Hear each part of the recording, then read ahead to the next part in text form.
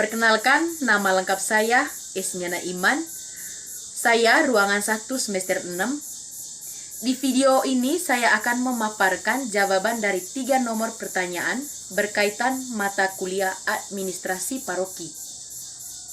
Yang pertama, pandangan Santo Thomas Aquinas tentang sifat-sifat esensial dari hukum. Masyarakat dan hukum merupakan dua hal yang berhubungan sangat erat, yang tidak bisa dipisahkan, seperti dua sisi dari satu mata uang yang sama. Jadi, menurut Santo Thomas Aquinas di sini, hukum adalah aturan dan ukuran tindakan di mana manusia didorong untuk bertindak atau tidak bertindak.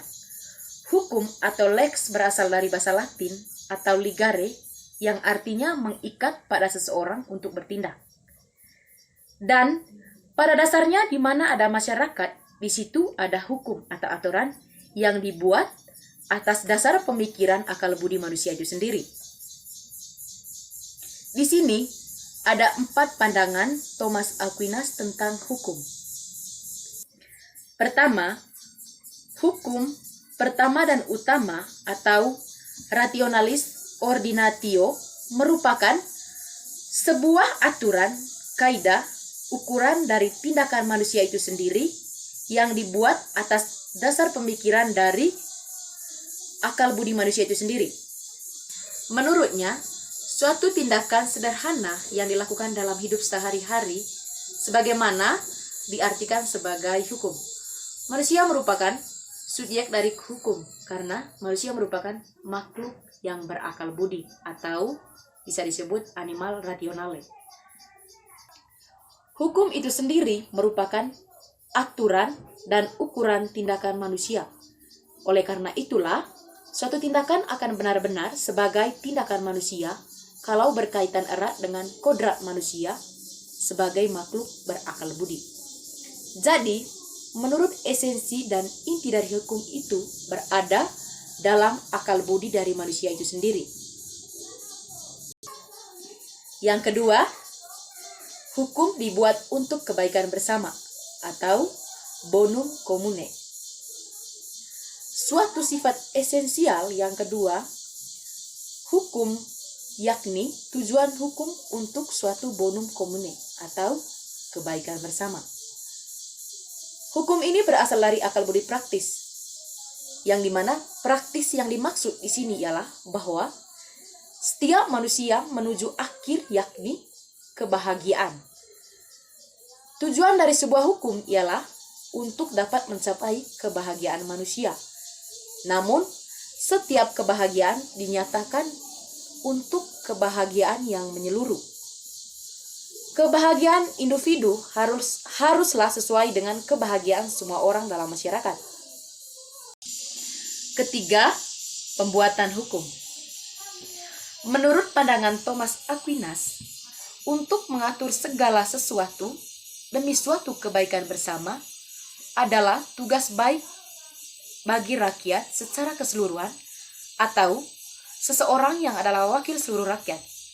Oleh karena itulah, pembuatan hukum haruslah bertanggung jawab terhadap rakyat secara keseluruhan, baik rakyat banyak atau seorang personal publik.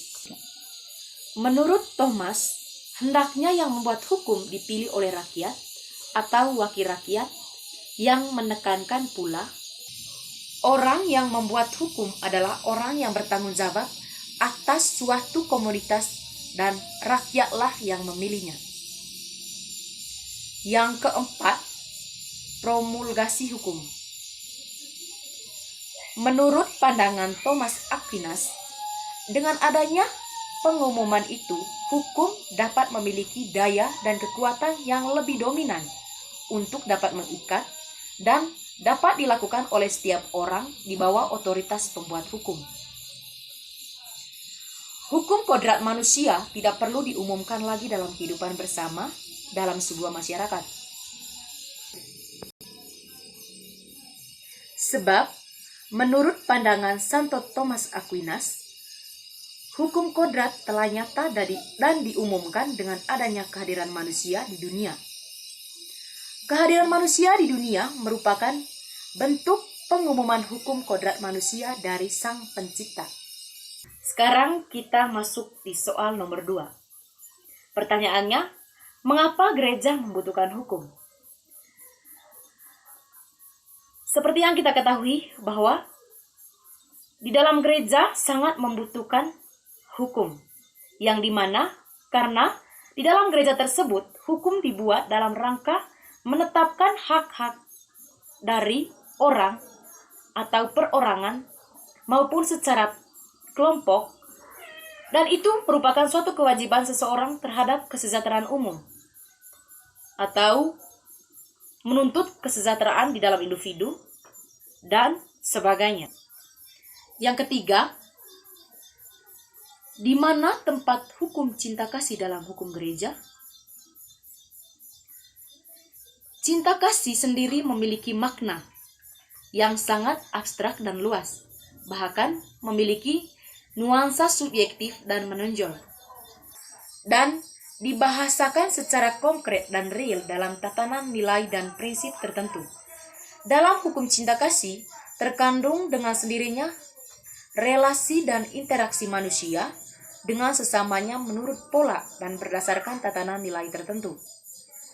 Beberapa bahasa cinta kasih adalah antara lain ialah menghormati hak-hak orang lain.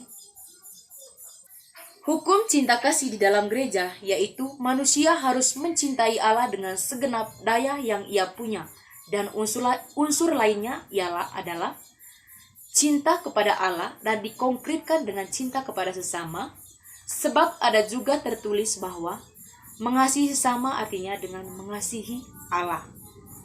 Sekian dan terima kasih atas pemaparan materi, semoga bermanfaat.